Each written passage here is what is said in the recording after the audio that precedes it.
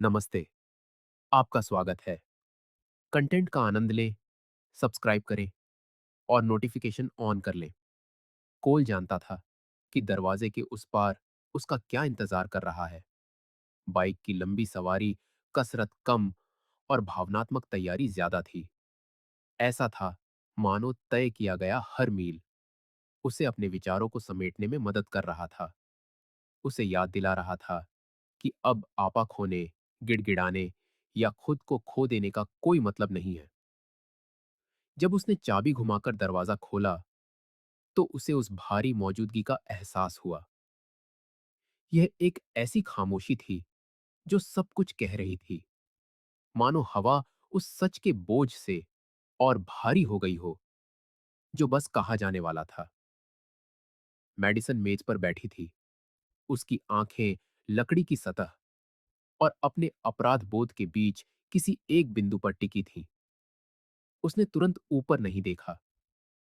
उसने इंतजार किया कि कोल अपना हेलमेट जमीन पर रखे और पास आए, जैसे कि उनके बीच की दूरी उस सब कुछ में कोई फर्क डाल सकती हो जो होने वाला था।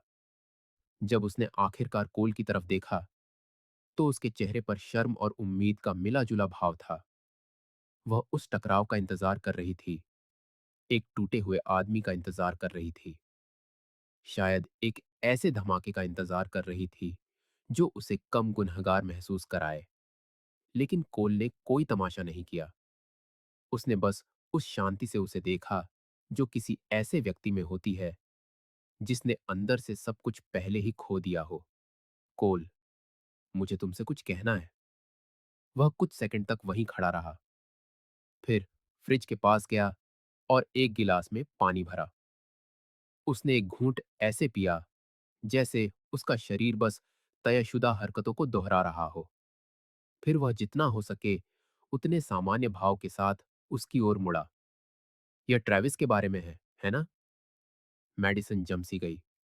उसके चेहरे का रंग उड़ गया। जवाब उसके गले में अटक गया। उसने खुद पर काबू रखने की कोशिश की, लेकिन एक ऐसे सवाल ने उसे निहत्था कर दिया था जिसने उससे सारी ताकत छीन ली थी।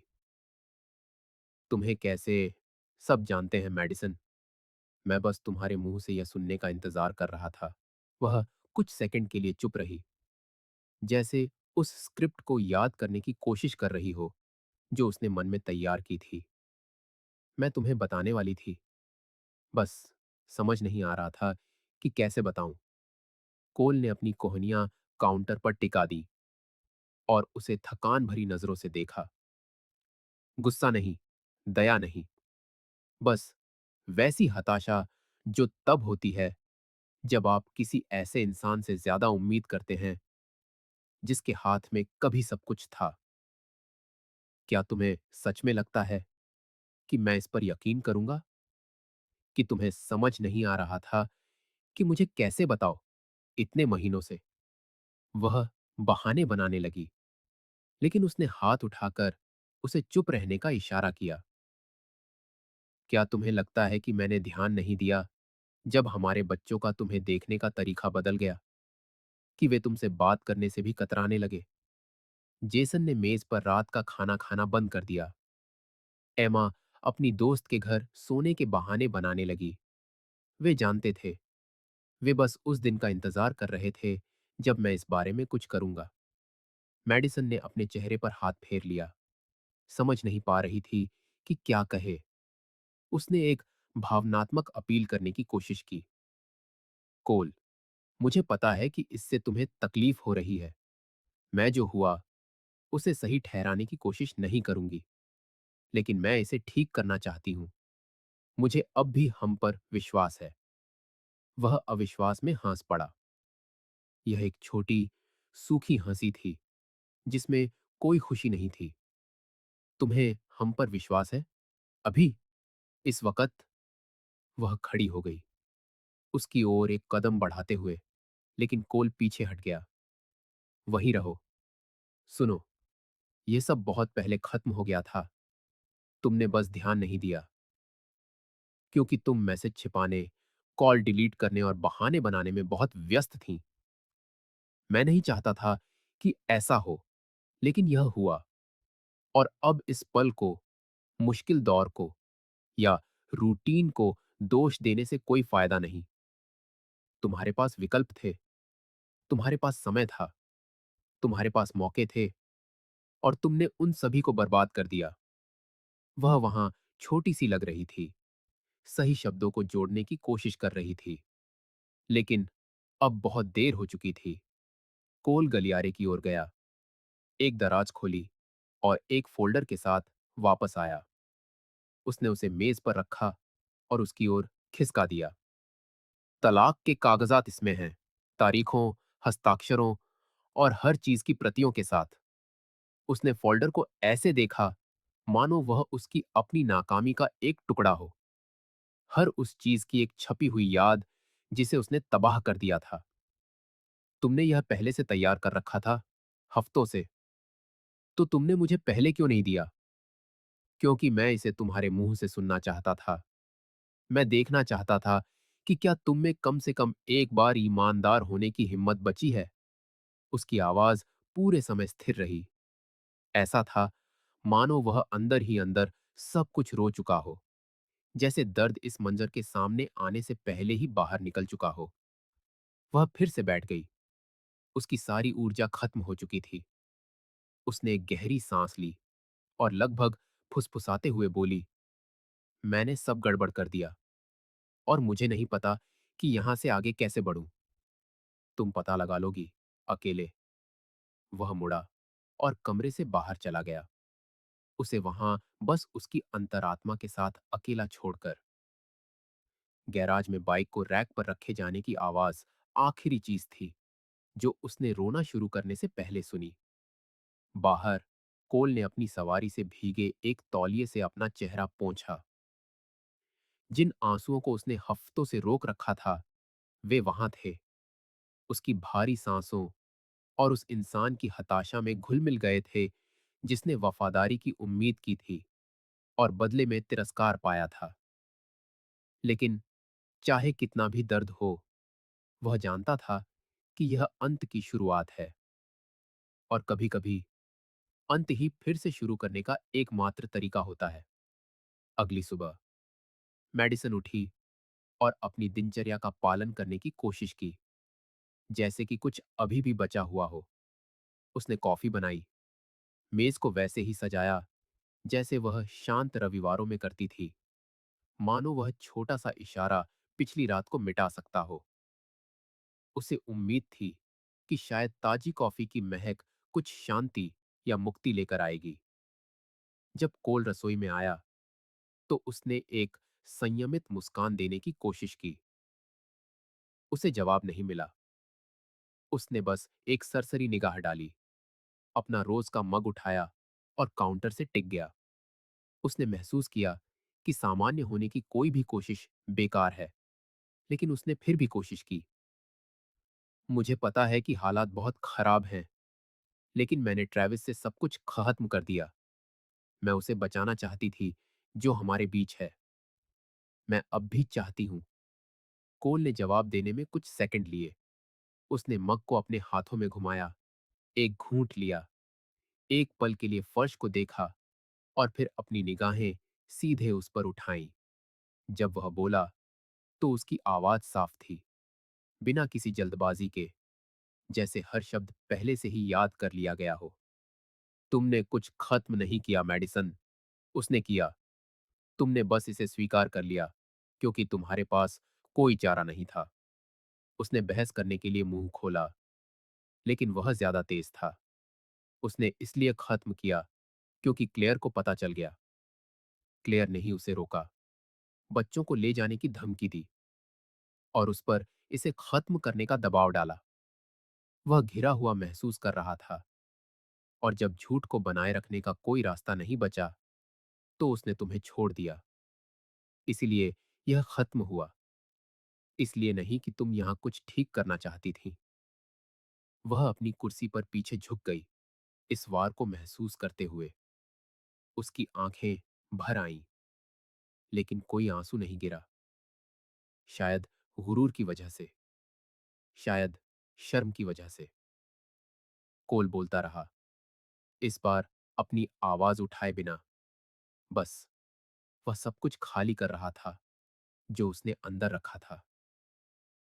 मैं तुम्हारी सोच से ज्यादा जानता हूं।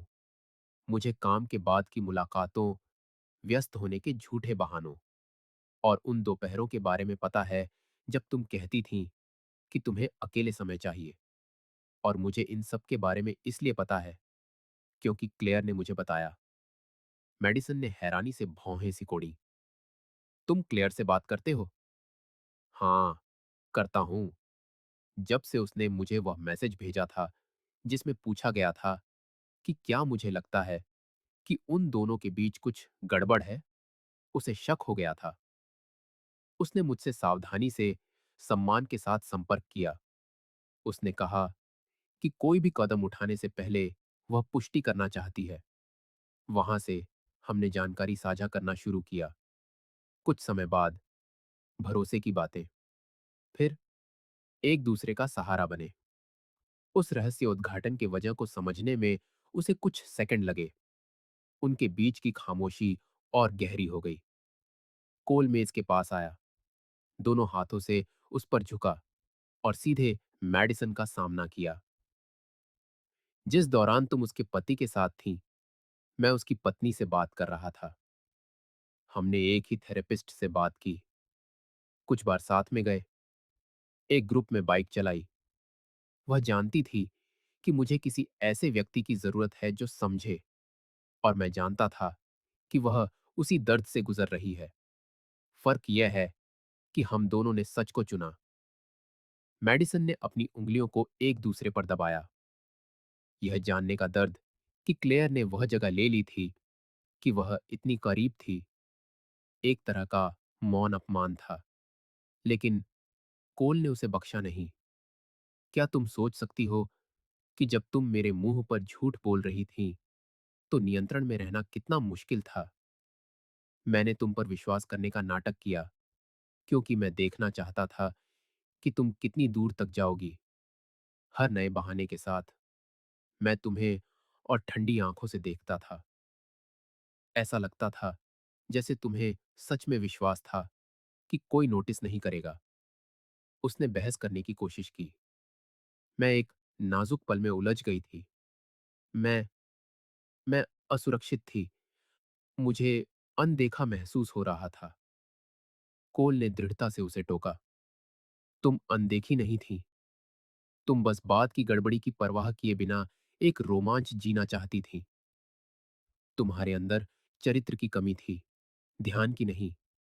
तुम्हारे अंदर जिम्मेदारी की कमी थी, स्नेह की नहीं। वह चुप हो गई। उसके शब्द हवा में लटके रहे, किसी भी सफाई की कोशिश को काटते हुए। वह पीछे हटा और सिंक से टिककर खड़ा हो गया, अपनी बाहें मोड़कर। तुम्हारे पास यहां हमेशा सब कुछ था, सहनशीलता, प्यार, साझेदारी, और तुमने इसे किसी सतही, फेंकने लायक चीज के लिए फेंक दिया। और अब तुम खाली शब्दों पर खुद को फिर से बनाना चाहती हो। ऐसे काम नहीं चलता। उसने अपना सिर झुका लिया। उसके गले में एक गांठ बन गई, लेकिन वह जानती थी कि उसके कहने से कुछ भी नहीं बदलेगा। उसने एक आखिरी तर्क की कोशिश की। और तुम, क्या तुम उसके साथ रहोगे? क्लेयर के साथ? कोल ने जवाब देने से पहले एक लंबे पल के लिए उसे घूरा। मैं किसी के साथ नहीं हूं, और अगर होता भी तो यह तुम्हारे कारणों से बिल्कुल अलग होता। क्योंकि हम बिस्तर में नहीं जुड़े थे, हम दर्द में, सच के आदान प्रदान में, और उस सम्मान में जुड़े थे जो इस मलबे के बीच भी बचा रहा। वह सिकुड़ती हुई लग रही थी। उसका शरीर ढह गया। उसके कंधे झुक गए, जैसे उसके शब्दों का वजन उसे अंदर की ओर दबा रहा हो। वह धीरे से उठी और बिना एक और शब्द कहे रसोई से चली गई। कोल वहीं खड़ा रहा, अपने खाली मग को घूरता हुआ। उसे न तो राहत महसूस हुई, न ही गुस्सा। उसे बस इस बात का यकीन था कि यह कहानी उसी पल खत्म गे ही जब उसने पहली बार झूठ बोलना चुना था। बाकी सब तो बस नतीजा था। अगले कुछ दिन ऐसे थे जैसे एक ऐसे घर में रहना जहां सब कुछ अपनी जगह से हिला हुआ हो, भले ही देखने में सब कुछ अपनी सामान्य जगह पर ही था। खामोशी कमरों में एक दूसरी त्वचा की तरह फैल गई थी, असहज, लगातार। मेडिसन ने एक न्यूनतम दिनचर्या बनाए रखने की कोशिश की, जैसे कि यह अभी भी नियंत्रण का दिखावा करने का एक तरीका हो। वह जल्दी उठती, कमरा साफ करती, कॉफी बनाती, लेकिन अब ये इशारे उसके सिवा किसी के काम नहीं आते थे। कोल मुश्किल से ही उसकी नजरों से नजरें मिलाता था। छोटे जवाब, सीधी टिप्पणियां, बस जितना जरूरी हो। उसकी मौजूदगी एक ऐसा बोझ बन गई थी जिसे वह यह तय करते हुए ढो रहा था कि कम से कम भावनात्मक क्षति के साथ चीजों को कैसे खत्म किया जाए। सामान्य स्थिति का कुछ अंश वापस पाने की एक हताश कोशिश में मेडिसन एक देर शाम उसके पास गई और बाहर रात के खाने पर जाने का सुझाव दिया। उसने कहा कि उन्हें घर से दूर बात करने की जरूरत है, उस बोझ से दूर जो कमरों में था। कोल कुछ कागजात देखता रहा, बस अपनी आंखें उठाईं और कहा कि वह सार्वजनिक रूप से उसके साथ यह भूमिका नहीं निभाएगा। मेडिसन को यह सीधी चोट लगी, क्योंकि दिखावे के लिए भी कोई जगह नहीं बची थी। अस्वीकृति सीधी और अंतिम थी। उस रात उसने अकेले रात का खाना खाया। मेज के कोने पर बैठकर वह अपनी थाली में खाने को इधर उधर करती रही, बिना सच में खाए। कोल बाद में आया, जल्दी से कुछ लिया और ऊपर चला गया। वह वहीं बैठी रही, खाली कुर्सियों को घूरती हुई, उसी जगह पर साझा की गई सभी बातचीत, हंसी और कहानियों को याद करती हुई। अब तो बच्चे भी नहीं आते थे। एमा ने हफ्ते की शुरुआत में फोन करके कहा था कि उसे कुछ समय दूर चाहिए, कि धोखे ने उसे उसकी कल्पना से कहीं ज्यादा प्रभावित किया है। जेसन, जो ज्यादा सख्त था, सीधा था। मैं अभी तुमसे बात नहीं करना चाहता मां, शायद बाद में। उसी पल मेडिसन को एहसास हुआ कि नुकसान शादी की सीमाओं से बाहर फैल गया था। इसने पूरे परिवार को चोट पहुंचाई थी। अगली सुबह अपने बेटे का कमरा साफ करते समय उसे मेज पर रखा एक खत मिला। यह जेसन का था। वह बिस्तर के किनारे पर बैठ गई और उसे पढ़ा। उसने इसे हाथ से लिखा था, जैसा कि वह तब करता था जब वह छोटा था और स्कूल जाने से पहले अपने माता पिता के लिए नोट्स छोड़ जाता था। हालांकि सामग्री बचपन की मासूमियत से बहुत दूर थी। उसने लिखा था कि उसे शर्म महसूस हो रही है, कि उसने कभी नहीं सोचा था कि उसकी मां इतनी गिरी हुई हरकत कर सकती है। अपने पिता को सब कुछ बिखरते हुए मजबूत बने रहने की कोशिश करते देखना बहुत दर्दनाक था, और इसी वजह से उसे दूरी की जरूरत थी, ताकि वह अपनी ही मां के साथ एक अजनबी की तरह व्यवहार करने से बच सके। जब उसने पढ़ना खत्म किया तो वह टूट गई। वह ऐसे रोई जैसे किसी को एहसास हो कि उसने जितना सोचा था उससे कहीं ज्यादा खो दिया है। यह सिर्फ कोल नहीं था जो भावनात्मक रूप से चला गया था, बच्चे भी जा चुके थे। परिवार, जैसा कि वह जानती थी, बिखर गया था। उसने एमा को फोन करने की कोशिश की, वॉइसमेल पर गया। उसने जेसन को मैसेज किया, सीन हुआ, कोई जवाब नहीं। उसने समझाने के लिए एक वीडियो रिकॉर्ड करने की कोशिश की, लेकिन भेजने से पहले ही डिलीट कर दिया। उसे एहसास हुआ कि इस मोड़ पर शब्द बेकार महसूस हो रहे थे। उसने इतने सालों में इतनी बातें कही थीं, और अब उनमें से कोई भी भरोसेमंद नहीं लग रही थी। उसने छोटे छोटे कामों में शरण ढूंढने की कोशिश की। उसने बच्चों के पसंदीदा व्यंजन खरीदे, आईने पर एक प्यार भरा नोट छोड़ा, एक खास रविवार का दोपहर का भोजन तैयार किया। उनमें से कोई नहीं आया, कोई जवाब नहीं, कोई प्रतिक्रिया नहीं। कोल, जो खामोशी से सब कुछ देख रहा था, उस रविवार की देर दोपहर सिंक के पास आया। और उसका सामना करते हुए दृढ़ता से कहा, तुम्हें यह सोचना बंद करना होगा कि इसे पलटा जा सकता है। यह जो हमने बनाया था पहले ही ढह चुका है। बच्चे इस असर से बचने की कोशिश कर रहे हैं, और मैं भी। उसने बस सिर हिला दिया। बहस करने के लिए बहुत थक चुकी थी। कोल ने कार की चाबियां उठाईं और चला गया। वह घंटों तक बाहर रहा। मेडिसन ने हजार परिदृश्य सोचे। उसने खुद को समझाने की कोशिश की कि वह क्लेयर के साथ नहीं है, लेकिन शक उसे खाए जा रहा था।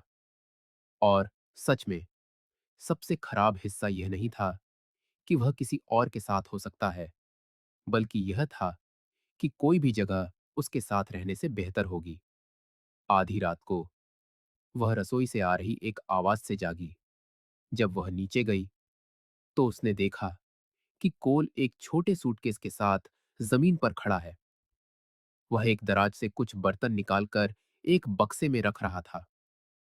उसने कांपती हुई आवाज में पूछा, क्या तुम कहीं जा रहे हो? उसने तुरंत जवाब नहीं दिया। उसने दराज बंद की, सामान को व्यवस्थित किया और फिर अपना चेहरा थोड़ा घुमाया, उसकी नजरों से बचते हुए। बस कुछ चीजें सुलझा रहा हूं। एक बार कागजात अंतिम हो जाएं, तो मैं जितनी जल्दी हो सके यहां से जाना चाहता हूं। वह काउंटर से टिक गई। ऐसा लगा जैसे घर इंच इंच करके ढह रहा हो। उसने उसके पास जाने की कोशिश की। उसने अपना हाथ बढ़ाया, लेकिन वह धीरे से पीछे हट गया। वह फिर से बोला, इस बार उसकी आंखों में देखते हुए, मैं पछतावा समझता हूं, लेकिन यह उसे नहीं बदलता जो तुमने किया है। मैं वह आदमी नहीं हूं जो तुम्हारे घर आने का इंतजार करता था, जो सरप्राइज प्लान करता था, जो हर बहाने पर विश्वास करता था। तुमने मेरे उस हिस्से को मार दिया। जो अंदर बचा है वह सिर्फ थकान है। उसने एक गहरी सांस ली, पीछे हटी और सिर्फ इतना कहा, मैंने खुद को तबाह कर दिया।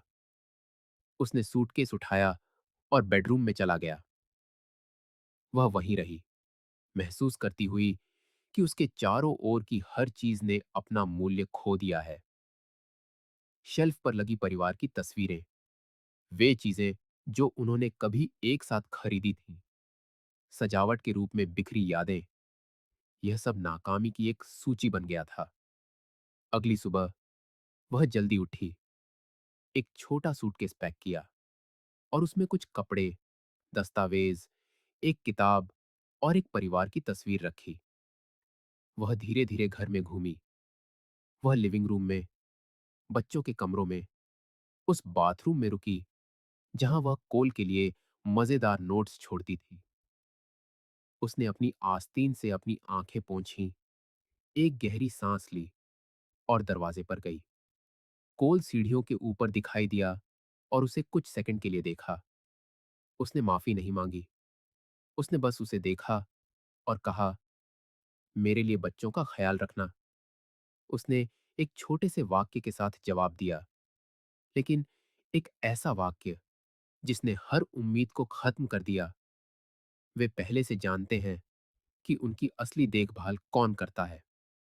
वह सूटकेस हाथ में लिए, बिना किसी मंजिल के, अपने किए का बोझ अपनी पीठ पर लादे हुए चली गई। कोल कुछ और मिनटों तक वहीं खड़ा रहा, दृढ़। फिर वह अंदर गया और दरवाजा बंद कर लिया।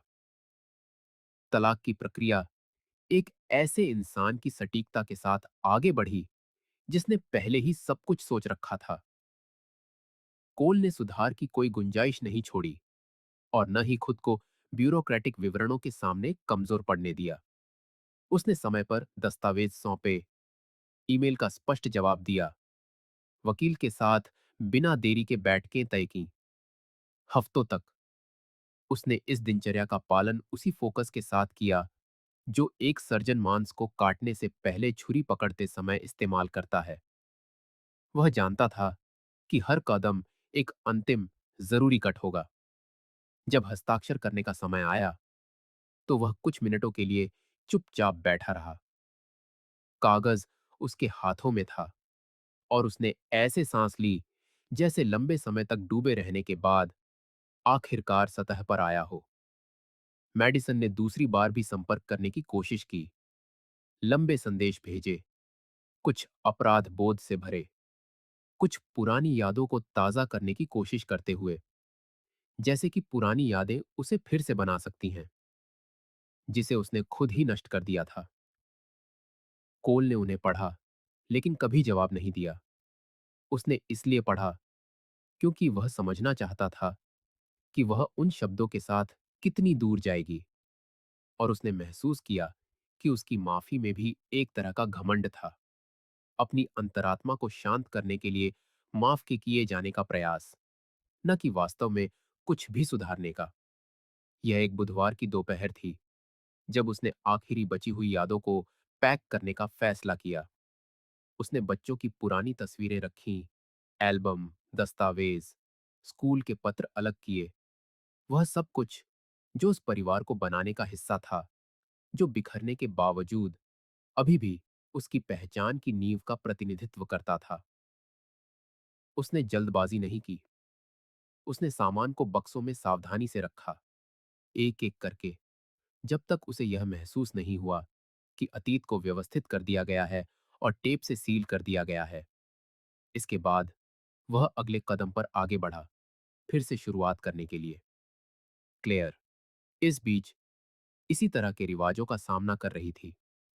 उसने वह घर छोड़ दिया था जहां वह ट्रेविस के साथ रहती थी, अपने बच्चों के साथ फिर से शुरुआत करने के लिए एक छोटा सा अपार्टमेंट किराए पर लिया था। वह दृढ़ थी कि वह धोखे को अपनी पहचान नहीं बनने देगी। जैसे ही उसने और कोल ने ज्यादा बार बात करना शुरू किया, उन्होंने अपने बीच देखभाल की एक अदृश्य रेखा को महसूस किया, जो बिना किसी प्रयास के बनी थी, लेकिन साझा दर्द पर आधारित थी। जैसा कि बहुत से लोग सोच सकते हैं, उसके विपरीत कोई जल्दबाजी नहीं थी, कोई खालीपन भरने की प्यास नहीं थी। वे बस मिलते थे, कभी कॉफी के लिए, कभी खामोश सैर के लिए। ऐसी ही एक सैर के दौरान क्लेयर ने उल्लेख किया, लगभग जैसे किसी भूले हुए पुराने सपने के बारे में बात कर रही हो, कि वह हमेशा मेन राज्य का दौरा करना चाहती थी। उसने कहा कि उसने कभी इसका समुद्र तट नहीं देखा था, लेकिन एक वर्चुअल फोल्डर में तस्वीरें और यात्रा कार्यक्रम सहेज कर रखे थे। कोल ने ध्यान से सुना। उस समय कुछ भी कहे बिना उसने अपने दम पर शोध करना शुरू कर दिया। कुछ हफ्ते बाद वह 2 टिकटों के साथ उसके अपार्टमेंट के दरवाजे पर दिखाई दिया। दूसरों द्वारा छोड़े गए मलबे से दूर सांस लेने के लिए बस एक छोटी सी यात्रा। यात्रा के दौरान उन्होंने लंबे समय के बाद पहली बार दिल से हंसने की इजाजत दी। वे पगडंडियों पर चले, छिपे हुए छोटे रेस्तरां में खाना खाया, इस चिंता के बिना तस्वीरें लीं कि उन्हें कौन देखेगा। कोई अपराध बोध नहीं था, कोई जल्दबाजी नहीं थी। यह उन लोगों के लिए एक बहुत जरूरी ब्रेक था जिन्होंने बहुत लंबे समय तक दुनिया का बोझ अपने कंधों पर उठाया था। एक रात समुद्र को देखते हुए क्लेयर ने कहा, मैंने कभी नहीं सोचा था कि मैं फिर से सुरक्षित महसूस कर सकती हूं। कोल ने जवाब दिया, और मैं सोचता था कि सुरक्षा एक अनुमानित दिनचर्या में जीने का नाम है। अब मैं समझता हूं कि सुरक्षा किसी ऐसे व्यक्ति के साथ होना है जो खामोशी में भी आपका सम्मान करे। इस यात्रा के बाद वे हल्के होकर लौटे। बातचीत ज्यादा होने लगी, मुलाकातें ज्यादा नियमित हो गई। एक दिन एमा कोल के घर आई और क्लेयर को रसोई में नाश्ता तैयार करते देखकर मुस्कुराई। वह पास आई, सब्जियां काटने में मदद की, और वहीं ऐसे बातें करती रही जैसे वे बचपन की दोस्त हों। क्लेयर हमेशा कोल के बच्चों के साथ सावधान रहती थी, कभी भी ऐसी जगह नहीं लेना चाहती थी जो दी न गई हो, लेकिन स्नेह सहज रूप से बढ़ा। जेसन, जो ज्यादा शर्मीला था, ने ज्यादा समय लिया, लेकिन जब उसे कॉलेज जाने के लिए अपना सामान व्यवस्थित करने में मदद की जरूरत पड़ी, तो क्लेयर ही थी, जिसने रात भर बक्से पैक किए। किसी ने जोर से यह नहीं कहा कि वे साथ हैं। शब्दों की जरूरत नहीं थी, उनके काम खुद ही सब कुछ बयां कर रहे थे। एक रात घर पर सादे से डिनर के बाद जेसन ने अपने पिता की ओर देखा और कहा, आप अब ज्यादा शांत और खुश रहते हैं। हमारे लिए यही सबसे ज्यादा मायने रखता है। कोल मुस्कुराए। उन्होंने अपने बेटे के कंधे पर हाथ रखा और जवाब दिया, और मैं बस ऐसा ही बने रहना चाहता हूं। वहीं शहर के दूसरे छोर पर मेडिसन दूर से ही सब कुछ देख रही थी। कभी कभी वह अपने बच्चों के सोशल मीडिया को खंगालती, उन पारिवारिक समारोहों की तस्वीरें देखती जहां वह मौजूद नहीं थी। उसे एमा की आंखों में एक खास चमक और जेसन के चेहरे पर एक ठहराव नजर आता था। उसे बस कभी कभार छोटे छोटे संदेश मिलते थे। यहां सब ठीक है। टेस्ट अच्छा गया। आज मैं पापा से मिलने गया था। ऐसा लगता था मानो वह अपने ही परिवार को अपने बिना जीना सीखते हुए देख रही हो, जिन्हें अब उसकी कोई जरूरत नहीं थी। एक दोपहर उसने फोन किया। कोल ने नंबर देखा, दो पल के लिए झिझका और फिर फोन उठा लिया। वह इस कहानी को हमेशा के लिए खत्म कर देना चाहता था। फोन के दूसरी तरफ उसकी आवाज पहले से कहीं ज्यादा कमजोर लग रही थी। क्या तुम मुझसे नफरत करते हो? कोल ने जवाब देने से पहले एक गहरी सांस ली। नहीं, और शायद यही बात तुम्हें सबसे ज्यादा परेशान करती है, क्योंकि अगर मैं तुमसे नफरत करता तो मैं अब भी उन सभी बातों में फंसा रहता जो हमारे बीच हुई। लेकिन मैं बस आगे बढ़ गया हूं और तुम अब भी वहीं खड़ी हो। वह देर तक खामोश रही। उसने कुछ कहने की कोशिश की, लेकिन कोल ने बस इतना कहकर फोन काट दिया, अपना ख्याल रखना। उस रात उसने क्लेयर के साथ मिलकर खाना बनाया। वे एक बिगड़ गई रेसिपी पर हंसे, फोन पर संगीत सुना और फिर बाहर बरामदे में बैठ गए। दुनिया आगे बढ़ रही थी, घाव भर रहे थे, और प्यार, वो प्यार जो सच्चाई, सम्मान और आपसी समझ से पनपता है, आखिरकार मायने रखने लगा था। वीडियो देखने के लिए धन्यवाद। अगर आपको यह पसंद आया तो चैनल को सब्सक्राइब करना और नोटिफिकेशन चालू करना ना भूलें, ताकि आप कोई भी अपडेट मिस ना करें। अगली बार मिलते हैं।